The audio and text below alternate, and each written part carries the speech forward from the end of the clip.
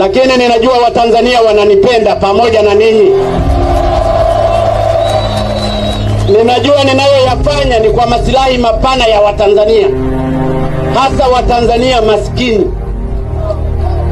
Kwa hiyo ndugu zangu, tuendelee kuchapa kazi, tuendelee kumtanguliza Mungu mbele, kila mmoja kwa imani yake, lakini tujenge Tanzania yetu.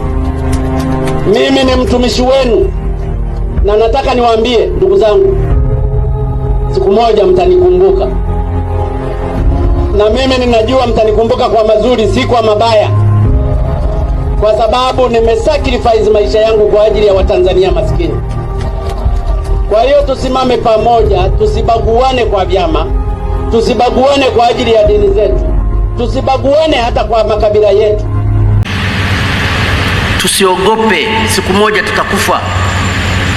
Hata mimi nitakufa kutokana na alichokipanga Mungu. Naweza nikafa kwa corona, naweza nikafa kwa nini, na ndiyo maana mnaniona hata mimi sijavaa barakoa. Sio kwamba siogopi kufa.